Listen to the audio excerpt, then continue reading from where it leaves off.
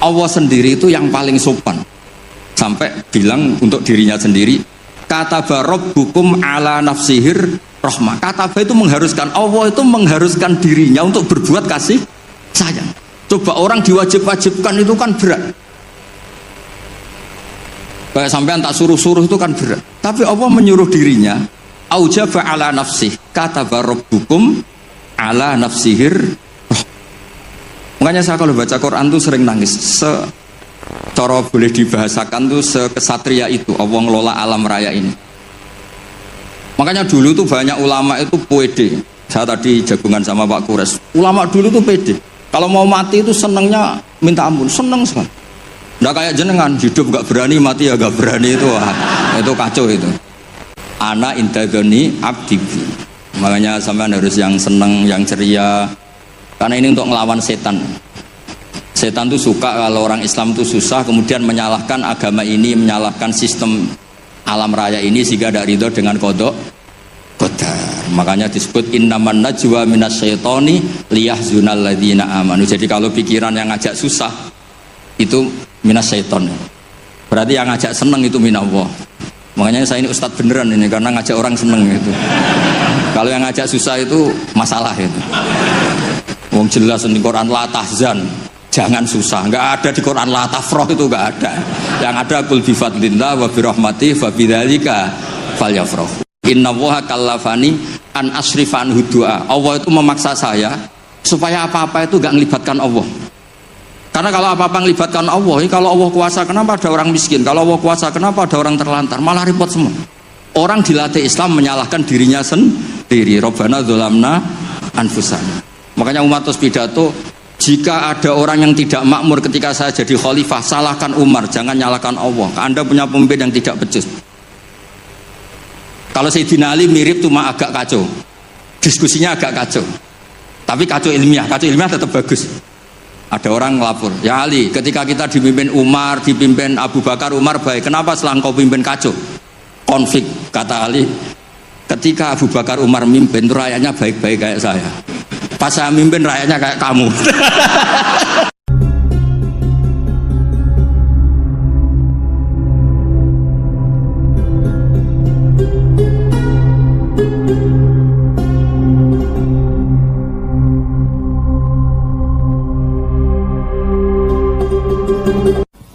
Assalamualaikum warahmatullahi wabarakatuh.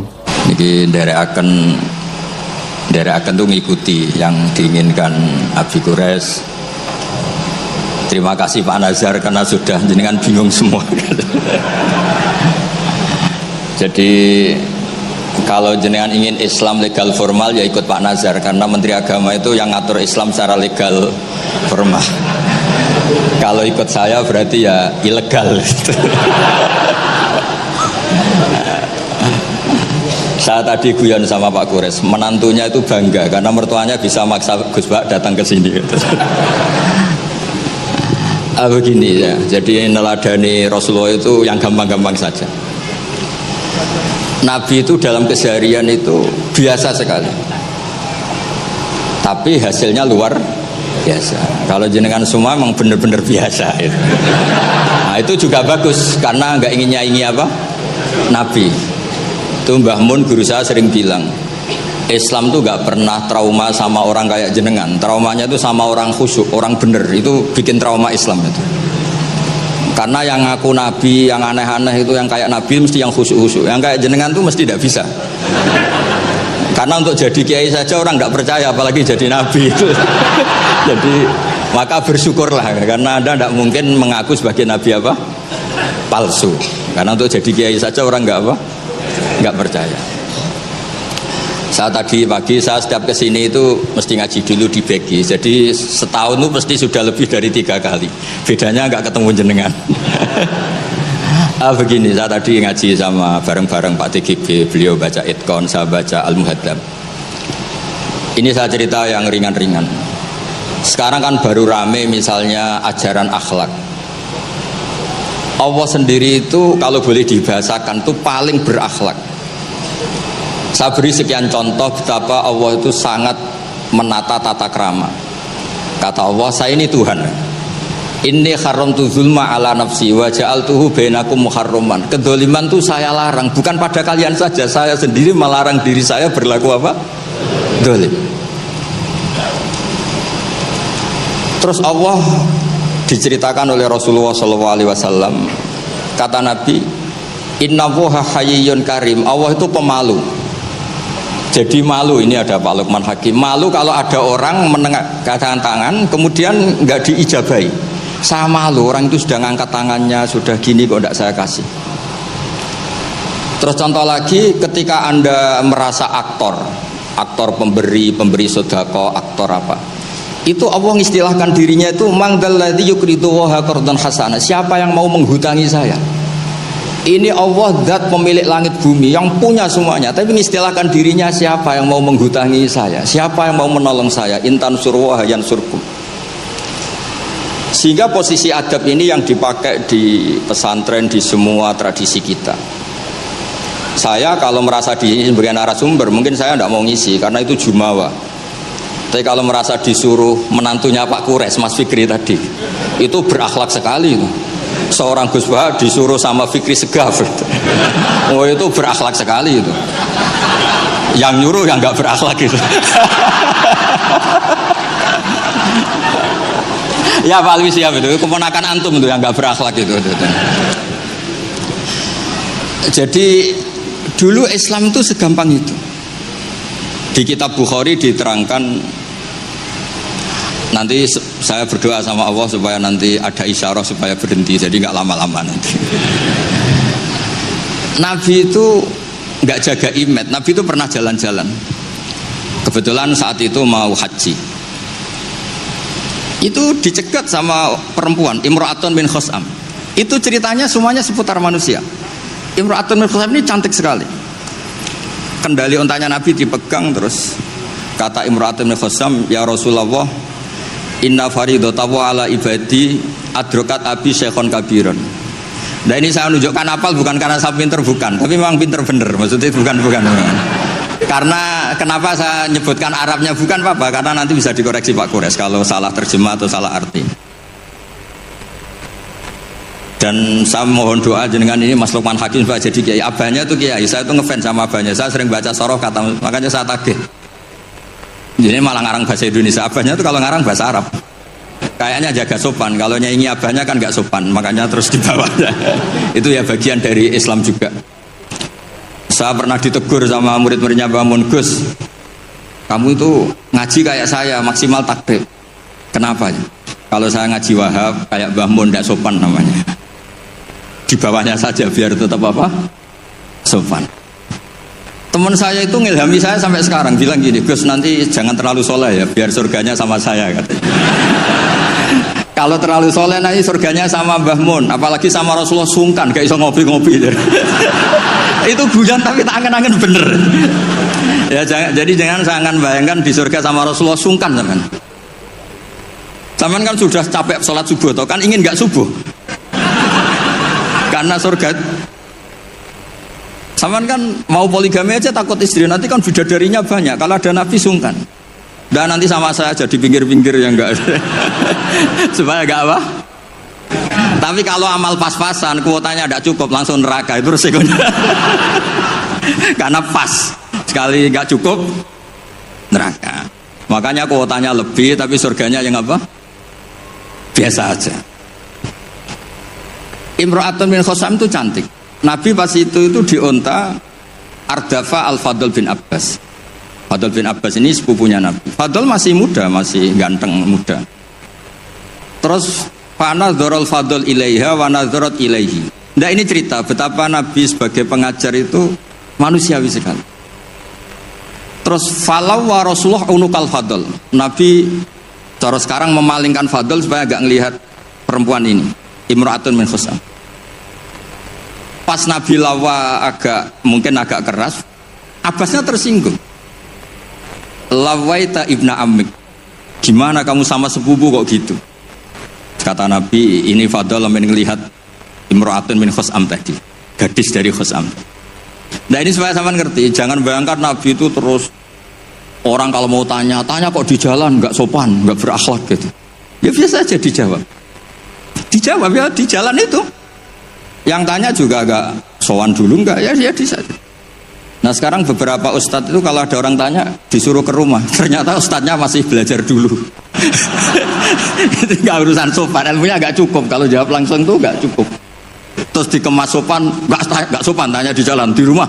Pertanyaannya kasih dulu, ternyata belajar dulu. Oh itu benar-benar ustadz nggak sopan itu. Kan nggak efisien, apa nggak apa? Ini cerita di Sahih Bukhari. Inna faridatallahi ala ibadi adrakat abi syekhon kabiran la yastati'u ayasbuta ala rohilah wa fi riwayatin ayastamsika ala rohilah afa ahujju anhu. Bapak saya itu tidak kuat haji dan sekarang haji sudah wajib, ini gimana, apa saya perlu hajikan? Itu awal ada haji niabah, kalau di masyarakat disebut kaji amanah. Jadi kaji amanah itu tidak nunggu meninggal, orang stroke nggak mungkin haji itu sudah bisa dikajikan apa? Amanah. Saya itu punya teman kurang ajar sekali Pak Kures. Saking kurang ajarnya bapaknya itu hidup.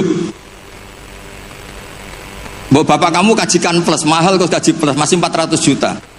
Nunggu meninggal saja kaji amanah 10 juta cukup. Wah kurang ajar betul itu.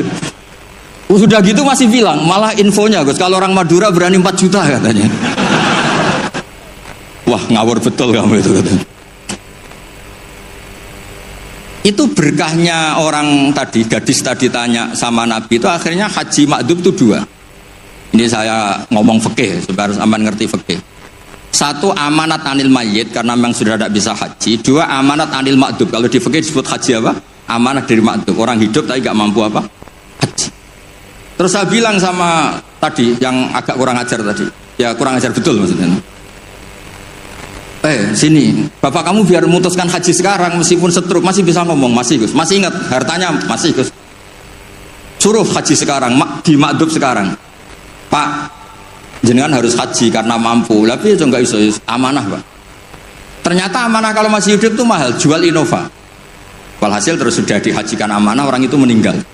Mendingan mati Gus, murah, tadi masih mahal katanya. Terus saya bilang gini.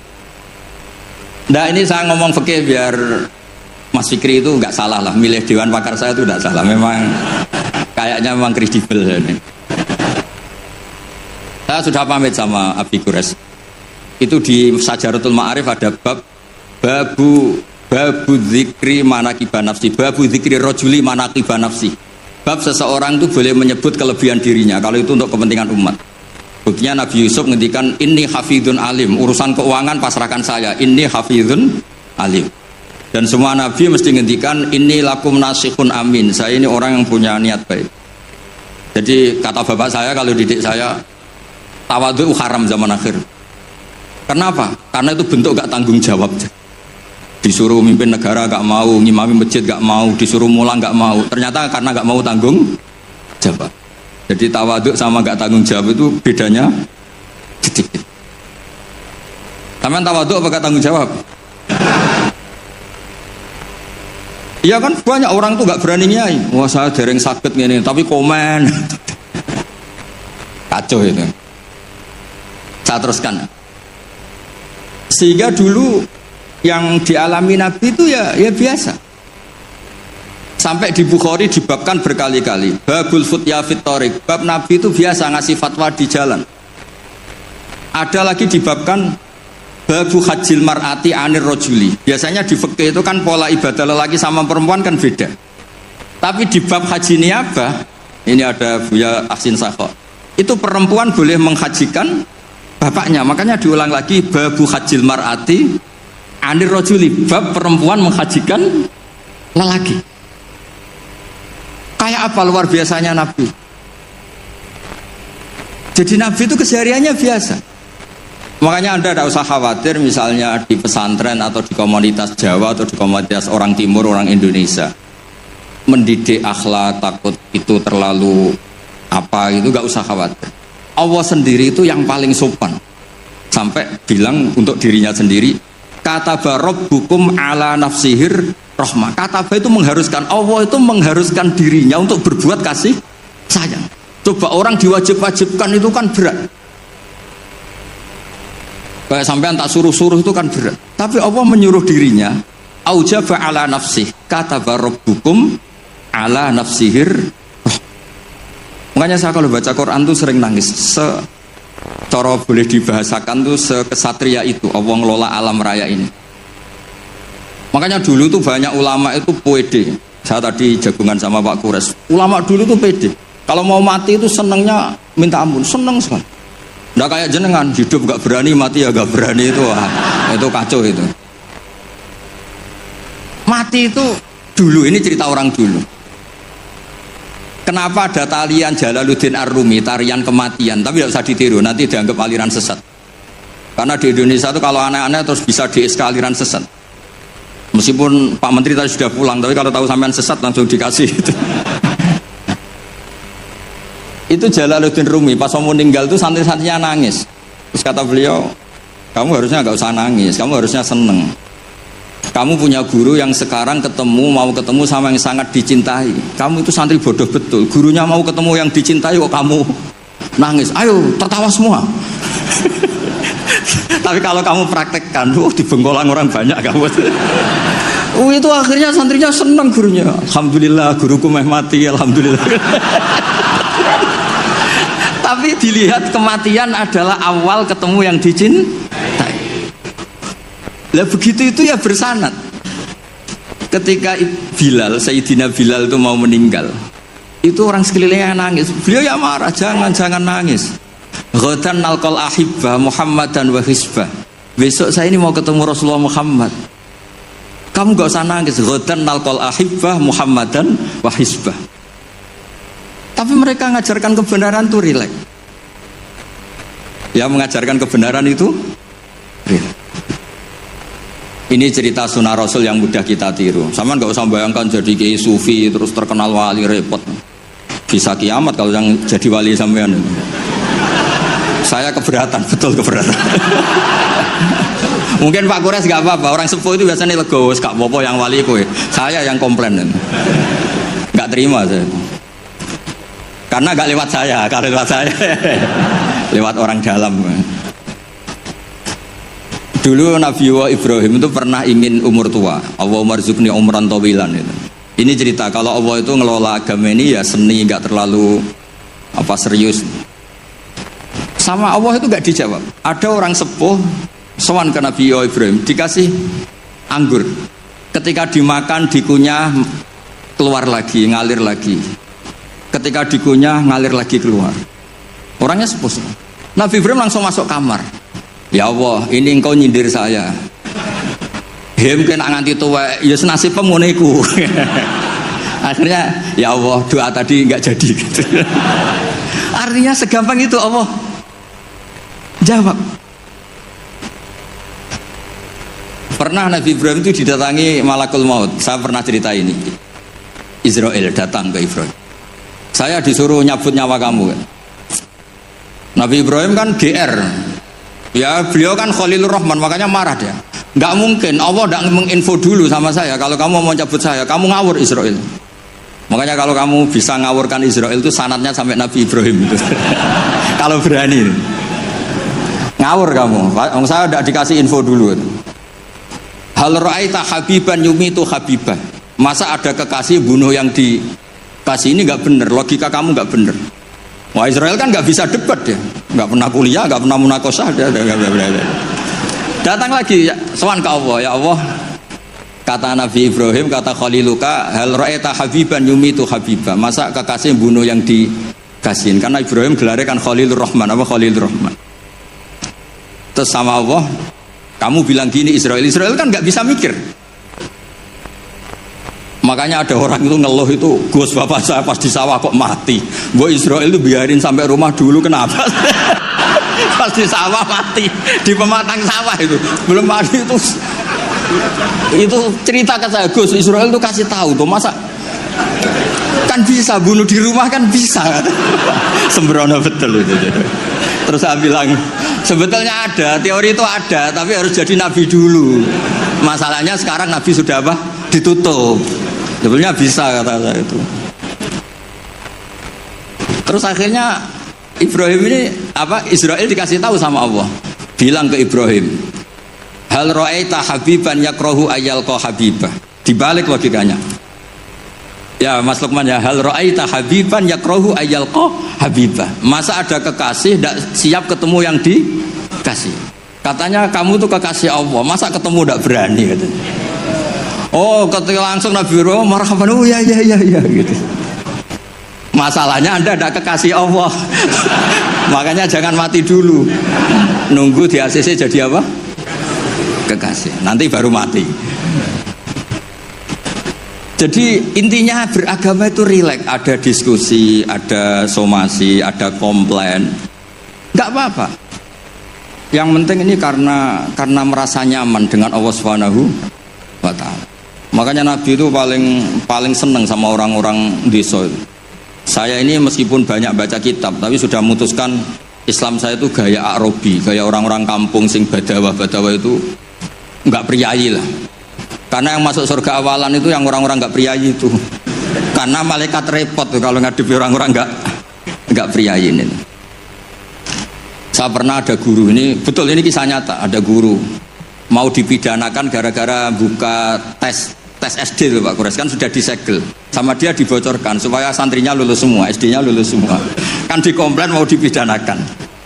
Ya karena saya di daerah saya kan ketua suku lah termasuk itu. Walhasil musyawarah sudah sowan Gus Bak dulu. Ternyata dalilnya tuh ngawur betul. Gus, nak gak apa-apa ya buka gini gak apa-apa. Kenapa gak apa-apa? Ujian mungkar nakir dibuka kiai aja gak apa-apa, apalagi ini ujian mungkar nakir kan sudah dibuka amar buka.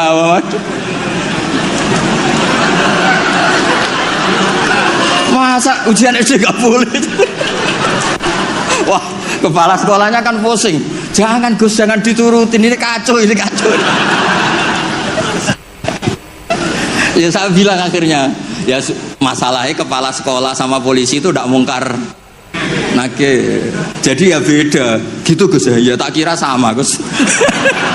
Dari ujiannya mungkar nakir saja bisa dibuka, sudah dibocorin. Masa ujian SD tidak boleh katanya. Makanya repot, kena orang-orang kayak gitu tuh repot. Nah orang Arabi itu logikanya seperti itu. Tapi jangan ditiru ya, tadi yang di Indonesia enggak boleh tetap kalau bisa di penjara kamu. Sudah miskin di penjara repot nanti. Sudah repot nanti. Ya kalau kaya kan agak bisa gimana gitu. Kalau miskin kan agak susah itu. Ya agak gimana-mana pokoknya kalau itu segampang itu. Ada orang Arabi tadi saya jagungan sama Pak Kores. Tanya sama Allah, Rasul, ya Rasulullah, man tawalla hisabi, nanti yang ngurusi hisab saya itu siapa? Kata Nabi, Allah binafsi, Allah sendiri yang menghisab, bukan malaikat, bukan. Iya, jadi orang Arabi itu fawalla, orang itu langsung, ya sudah Nabi saya mau pulang, sambil tertawa-tawa. Sama Nabi dipanggil, weh Arabi, kenapa kamu tertawa-tawa? Jawabnya lucu, kenangan saya dengan Allah di dunia itu baik-baik saja, maka nanti di akhirat juga baik-baik saja. Kalau sama malaikat saya tidak punya kenangan. Loh itu Nabi komentar itu fakuhal Arabi, kamu pinter yo gitu. Makanya kamu harus yakin kalau nanti ketemu Allah itu baik-baik. Buktinya kita di dunia tanpa prestasi ya baik-baik saja. Kita penuh problem, Allah ya baik-baik saja. Kok enggak terus makhluk tanpa ada gunanya keluar dari bumiku ya. Nah itu penting. Jadi Allah itu suka. Makanya ada hadis ana indadoni abdibi, saya ini terserah cara pandang hamba. Ini yang terakhir meskipun belum disemprit Pak Kures.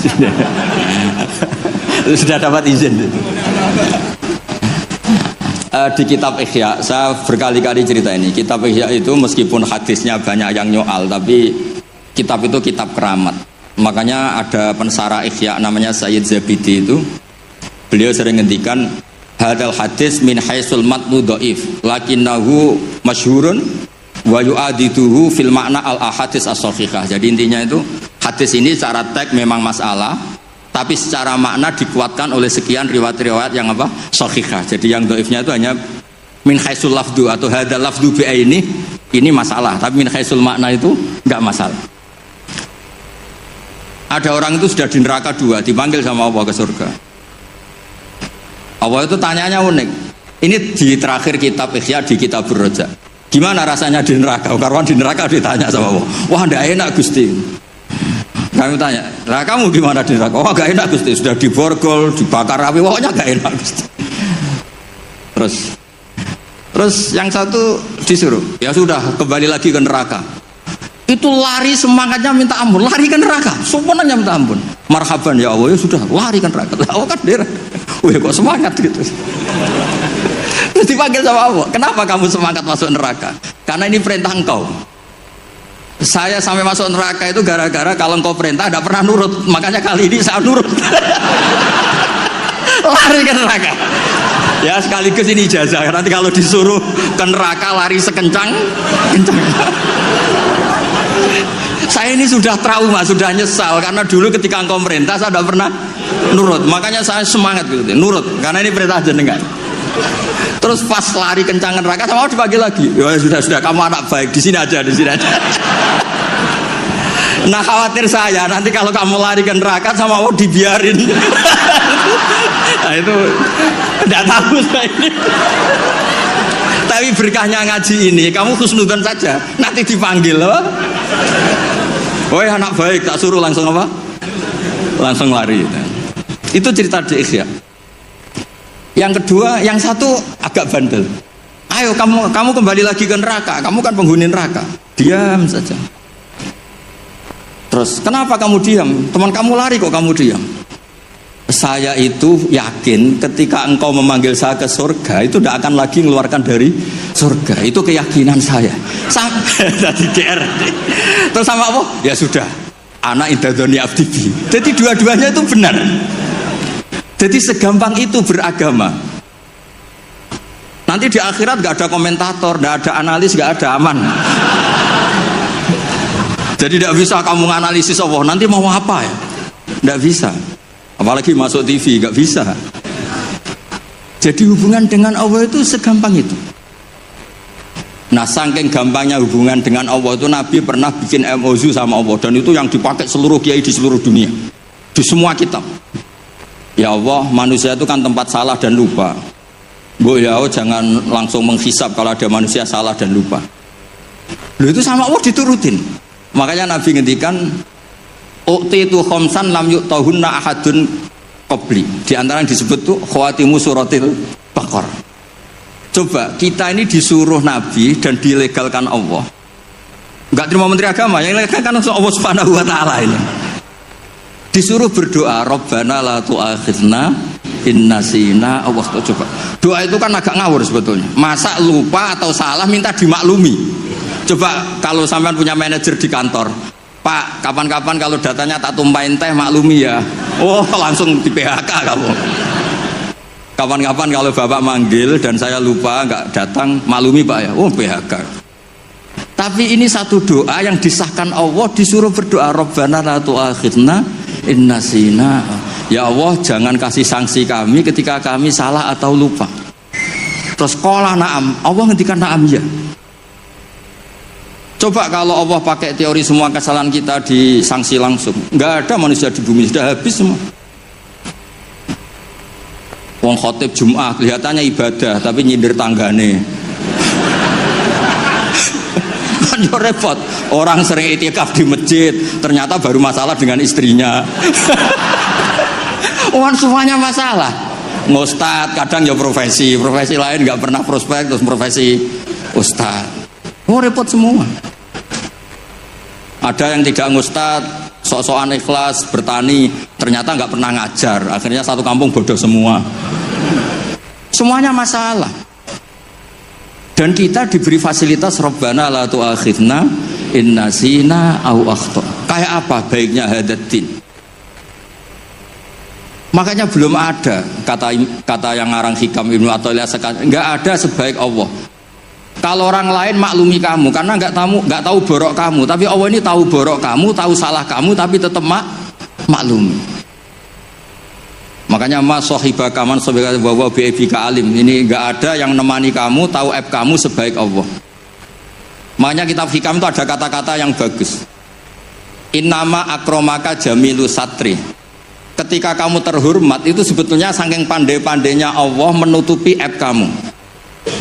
Coba misalnya rata-rata ini bapak-bapak ibu-ibu nikah sama perempuan itu pilihan terakhir apa pilihan sejati? Terakhir kan. Coba itu kalau direkam.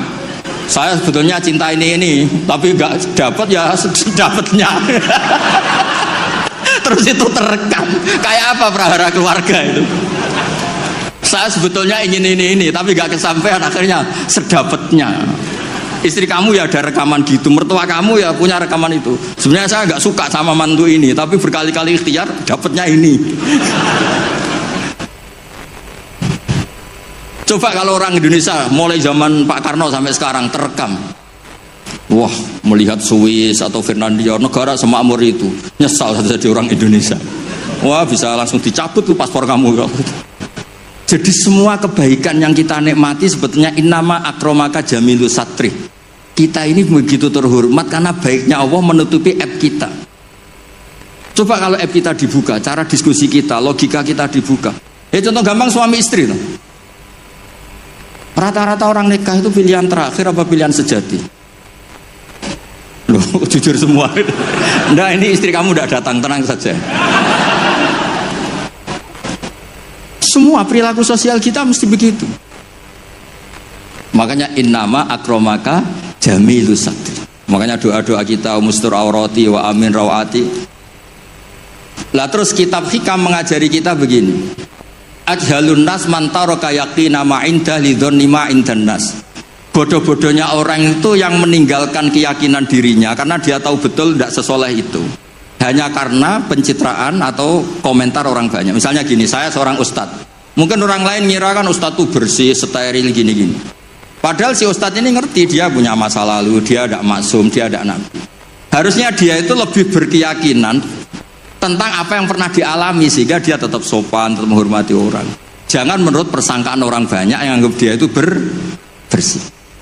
Jadi misalnya gini, Anda dosen di IAIN atau UIN atau di pondok atau di kampus apa saja, atau Anda menteri, ada presiden, siapa saja.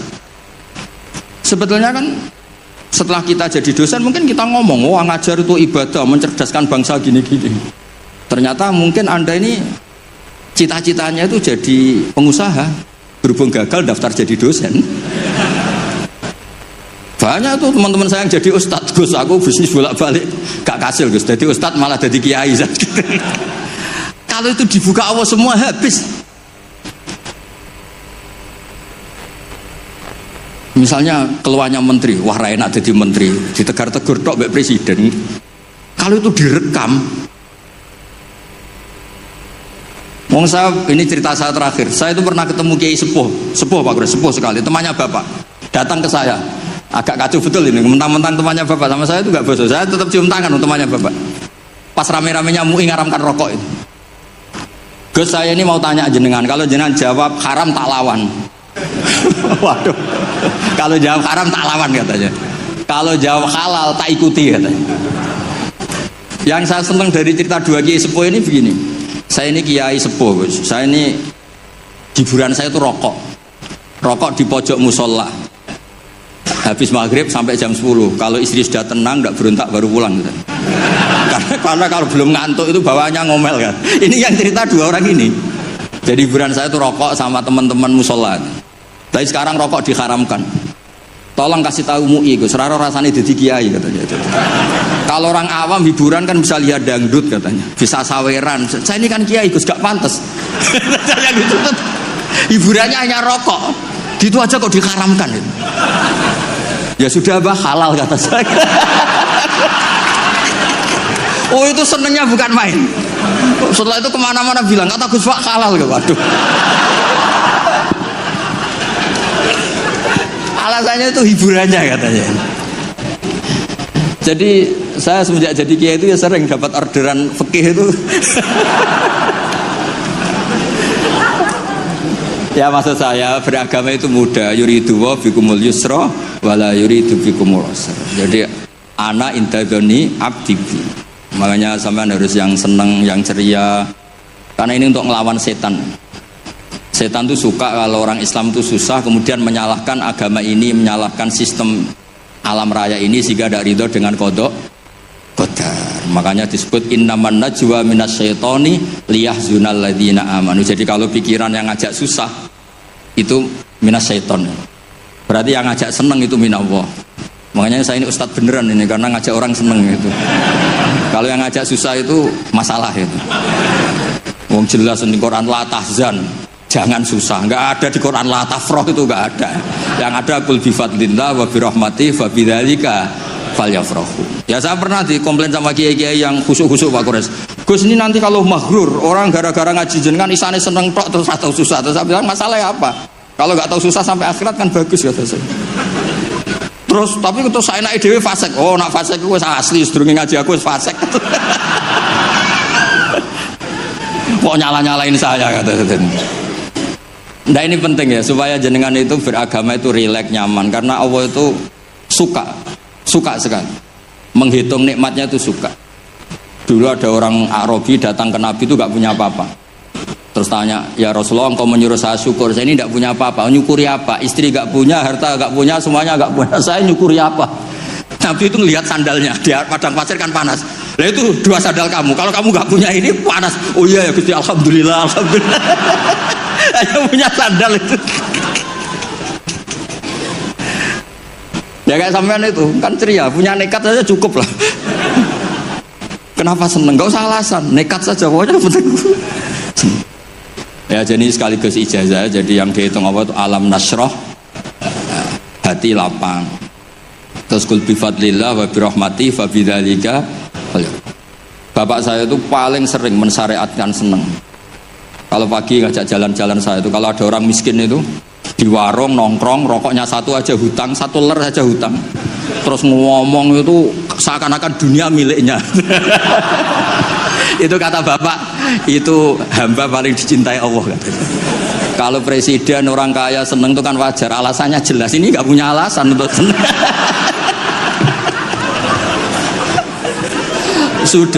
Sudah biar tetap seneng gitu. Nanti kalau gugat Allah malah repot kata. Kalau gugat Allah malah apa? Repot. Loh itu betul. Orang itu masih hidup kalau ketemu saya. Gak enak aku sudah jenengan dadi kiai.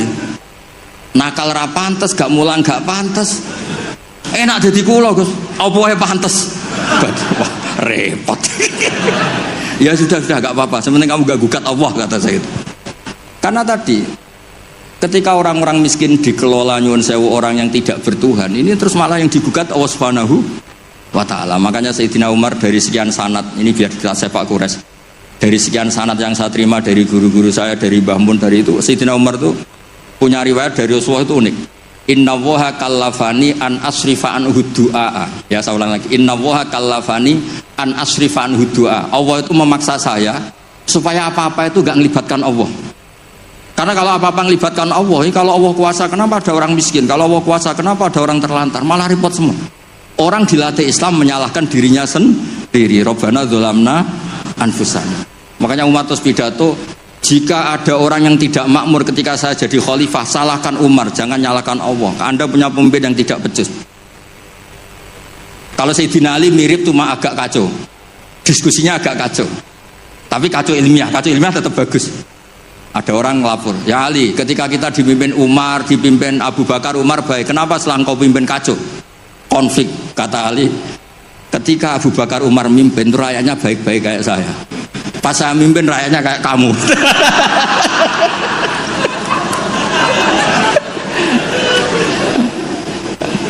Makanya nanti kalau kamu nyalahkan saya, zaman Mbah Mun gini, zaman Gus Pak gini, pas Mbah Mun ngiyai, santrinya kayak saya. Pas saya ngiyai, santrinya kayak kamu. Ini pertanyaan yang udah dijawab, asal sampean nggak punya sentimen.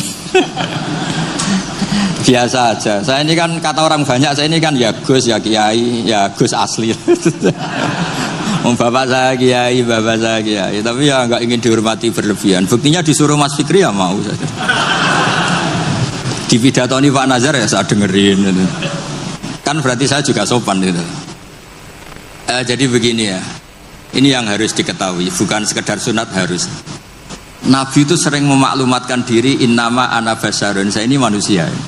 Karena beliau jadi Nabi setelah Nabi Isa yang dihormati sedemikian rupa. Ya, terus Nabi itu ya memperlihatkan kalau sering tersinggung. Misalnya ada orang yang nggak suka sama Said Abbas pamannya, Nabi ya tersinggung. Kalau nggak suka keluarganya tersinggung. Tapi setelah itu Nabi membenahi dirinya sendiri bahwa saya ini Nabi, rujukannya hak, bukan sentimen keluarga. Nah sahabat juga sama ya, hormat sekali sama Nabi, tapi tetap kaidahnya itu la tutruni kama atrot an-nasoro, ya kamu jangan berlebihan sampai mentaklih, sampai menuhankan. Kalau hormat yang berlebihan dengan arti loyalitas atau bahasa tubuh, itu ya mulai dulu ada ya di semua tradisi. Sama lihat di kerajaan-kerajaan atau di film-film Cina itu kan semua, baik versi ketua suku maupun ketua geng, ketua apa saja kan ya dihormati oleh anak. Tapi yang unik dari Nabi itu penghormatannya itu malah mengarah ke Tuhan. Misalnya begini, tadi Pak Quraisy cerita banyak tentang syarat sahnya jadi saksi. Ini penting, sampai nambu swarga ben gak repot. Enggak swargane ndek-ndek wae, tapi nanti kalau sama Nabi nggak bisa bercengkrama sama bidadari, sama sungkan. Nanti tak carikan bidadari yang cerewet kayak istri kamu. Kayaknya nggak ada ya. Berarti trauma kamu sama istri itu. Kalau saya inginnya ya yang mirip lah. Biar apa? Kenangan. Ini perlu dicatat ya. Sebetulnya sehot sholawat, saya berkali-kali matur di kitab Ithaf, sehot sholawat itu sehot terbaik. Karena ada kata-kata gini ya, sudah kita misalnya adat pesantren Allahumma sholli ala sayyidina Muhammad atau yang tanpa sayyidina Allahumma sholli ala Muhammad. Itu kan kelihatan Allah itu pemberi, Nabi itu yang diberi. Saya ulang lagi, ya Allah kasihkan sholawat engkau ke Nabi, berarti Allah itu pemberi, Nabi yang diberi. Nah, kata kitab Ithaf, wan nabiyyu wa injalla qadruhu muhtajun ila rahmati ta'ala. Nabi apapun hebatnya, hubungannya dengan Allah itu Allah pemberi, Nabi penerima. Makanya hadil ummah tidak akan terperosok mentaklih menuhankan Muhammad, karena redaksinya sudah, ya Allah saya minta sholawatmu kasihkan ala abdika wa rasulika Muhammad, disebut ala abdika. Maka sehot sholawat itu ekspresi kita mencintai Nabi, maka kita bersolawat sekaligus memaklumatkan porsi masing-masing. Allah selamanya pemberi dan Nabi apapun hebatnya diberi. Jadi penghormatan sahabat itu ya terukur semua. Lah nanti kultur-kultur tertentu di daerah tertentu, misalnya di Kesultanan Jogja atau Kesultanan Maluku, semua di pondok, di apa-apa. Saya yakin semua orang soleh itu inginnya semuanya proporsional. Nggak tahu kalau yang sentimen, tapi semua orang soleh itu inginnya pasti propor. So, itu pasti, tak jamin. Terus yang terakhir tentang sholat, ada kata-kata as-sholatu imaduddin. Nabi kok tidak bukti Nabi itu gimana? Tadi kata Pak Quraisy kita butuh seksi. Ketika beliau jadi Nabi dan diikuti banyak orang, yang jadi ukuran ajaran terbesar beliau itu apa? Sholat. Dan sholat itu nyuruh apa coba? Allahu Akbar kabira walhamdulillah katsira subhana rabbiyal azim subhana rabbiyal a'la. Ketika itidal Rabbana walakal hamdu. Masa ada seorang manusia bikin satu ritual yang semuanya itu muji Allah? Itu kalau nggak Nabi nggak bisa. Sampai antak kayak hak gawe wiridan mantra nguntungno sampean dhewe mesti. Sampean misalnya tak angkat jadi tokoh spiritual kula. Wah lara kula mesti. Nabi ini luar biasa, hidupnya dihabiskan untuk menata sholat, dan di semua sholat itu apa? Ada tasbihullah, takbirullah, Allahu Akbar, terus at-tahiyatul mubarakatus sholawatut. Itu kalau nggak Nabi tidak bisa. Bagaimana seorang manusia yang punya nafsu, punya selera, punya haddun nafsi, kemudian semuanya diarahkan ke Allah? Tidak bisa kalau nggak Nabi. Makanya disebut as-sholatu imaduddin. Itu bukan musollinya. Orang kadang rata-rata kiai pidato orang yang sholat itu enggak. Nabi ketika as-sholatnya, sholat itu jadi dengan sholat itu sudah kelihatan. Ini kalau nggak ide seorang Nabi tidak bisa. Susunan katanya, bentuk penghormatannya, semuanya Allahu Akbar. Kalau orang tertentu baca kabira walhamdulillah katsira, ada yang Allahumma ba'id baini. Apapun itu penghormatannya pada Allah. Rukuk subhana rabbiyal azim, i'tidal rabbana walakal hamdu. Nanti sujud subhana rabbiyal a'la.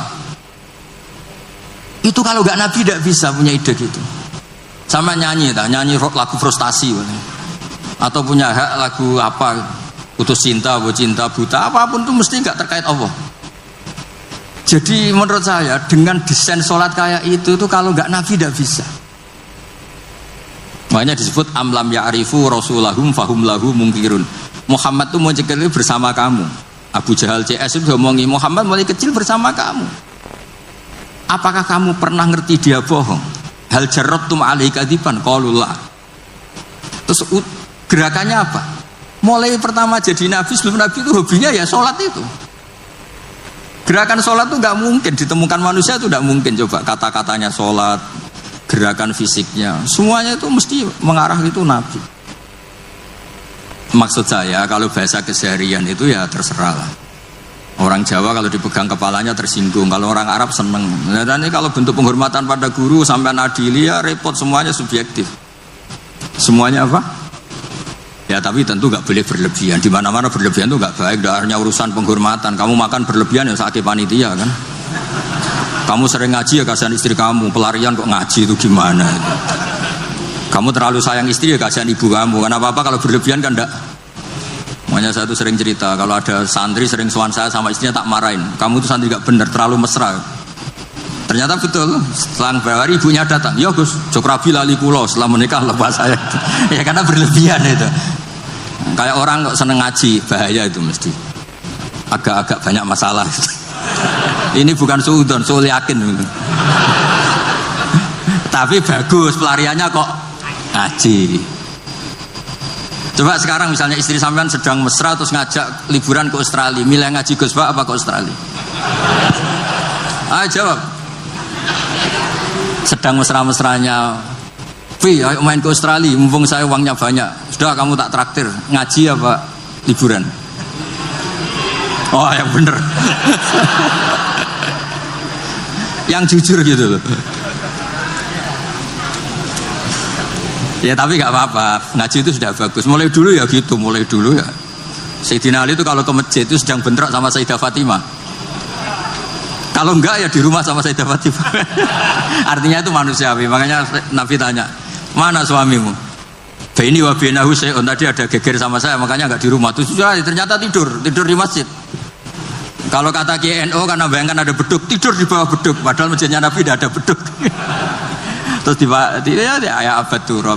Ya dulu itu biasa orang ke masjid itu karena uzubah, belum nikah kayak Abdul bin Umar atau Ali baru masalah dengan Sayyidah Fatimah. Sekarang ya alhamdulillah banyak yang teruskan itu.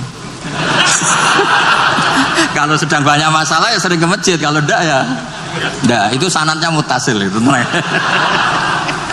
Jadi beragama itu ya untuk manusia biasa aja. Sementing tauhidnya ditata. Tadi kata Pak Quraisy, kalau iman sama Rasulullah Muhammad Nabi ya syahadahnya di minimal syahadat tadi. Orang punya ide menemukan sholat itu kalau enggak seorang Nabi itu tidak bisa. Coba kalimat sholat itu menguntungkan Nabi apa menguntungkan Allah? Kalau boleh dibahasakan, semuanya mengarah ke Allah. Bahkan hubungannya Nabi dengan Allah itu kita katakan apa? Allahumma sholli, ya Allah kasih Nabi saya ini kasih rahmatmu. Tetap saja hubungannya Allah pemberi, Nabi diberi, penerima. Jadi nggak mungkin agama ini kebablasan sampai menuhankan. Masuk surga pun dengan rahmatnya Allah. Sampai Nabi ngintikan kamu tidak masuk surga karena amal kamu. Wala anta ya Rasulullah, juga engkau tidak masuk surga karena amal engkau. Wala ana illa ayataghammadani ya Allah birahmati. Kayak apa? Segalanya itu Allah itu kayak keren kan jenengan? Keren. Sekarang ngrungokno ngaji. Ikhlas itu nomor kesekian. Yang penting protap ibadahnya itu benar. Misalnya gini, Anda sholat gak ikhlas tapi jamaah. Gak ikhlas, ingin dapat pujian tapi jamaah. Itu di situ kan ada pengakuan kalau itu wajib. Jadi selalu ada kebaikan dalam kebaikan, meskipun tidak ideal. Misalnya Anda jamaah tidak ikhlas, tapi mengekspresikan diri sujud, mengekspresikan diri ruku itu sudah luar biasa. Makanya sebagian ayat ini Pak Quraisy sangat paham. Ada mukhlisin, ada mukhlasin. Sebetulnya ada harapan kalau Allah ingin menghendaki kita tidak ikhlas tapi dimukhlaskan, dimurnikan sama Allah. Karena berkahnya protap yang benar. Misalnya gini, saya sedekah sama fakir miskin tidak ikhlas, ingin jadi DPR, kayaknya saya ada potongan tapi. Atau ingin nyalon bupati, kan tidak ikhlas. Tapi berkahnya ini hal yang manfaat. Saya didoakan sama fakir miskin ini karena tak kasih sesuatu yang manfaat. Jadi menurut saya Anda jangan hanya ngaji ikhlas, juga ngaji pentingnya amal soleh itu pasti bermanfaat. Sama lagi pentingnya amal soleh itu pasti bermanfaat. Makanya di Quran tuh sering seorang nabi dipuji innahu min ibadinal mukhlasin, pakai isim maf'ul, yang dimurnikan. Saya lagi mukhlasin tuh yang dimurnikan. Saya beri contoh, tapi Pak jangan tiru, terutama yang muda-muda ini yang masih puber-puber bahaya itu kalau ditiru. Zulaikha itu cantik, cantik banget. Ya pinter goda, sudah cantik pinter goda Zulaikha ini. Yusuf itu ganteng, perjaka, ya layak digoda. Makanya sama niru susah karena ini butuh layak digoda. Nah ini dengerin betul ini betapa ikhlas itu nomor 2. Yang nomor 1 itu amal itu benar dulu. Sehingga digambarkan Quran walaqad hammat bi. Zulaikha ingin nikmati Yusuf, wa hamma biha. Yusuf sebagai orang normal juga ingin nikmati Zulaikha. Tapi terusannya laula ar-ra'a burhana rabbi. Terus Allah ngendikan kadzalika linasrifa anhu su'a wal fahsya. Ini campur tangan Allah itu nomor 1. Tapi saya kata Allah tetap gak ingin kekasih saya ini ada masalah. Lagi-lagi kita harus selalu berdoa supaya Allah yang menyelamatkan kita. Bukan amal kita, bukan ikhlas kita, bukan semuanya. Kita hanya bergantung ingin diselamatkan Allah. Ini disebut iyyaka na'budu wa iyyaka nasta'in. Kita hanya minta pertolongan dari Allah. Nggih, ngoten. Assalamualaikum warahmatullahi wabarakatuh. Alhamdulillah telah kita simak bersama kajian beliau. Semoga bermanfaat dan barokah. Amin. Terus dukung channel ini dengan subscribe, like, dan share. Terima kasih. Wassalamualaikum warahmatullahi wabarakatuh.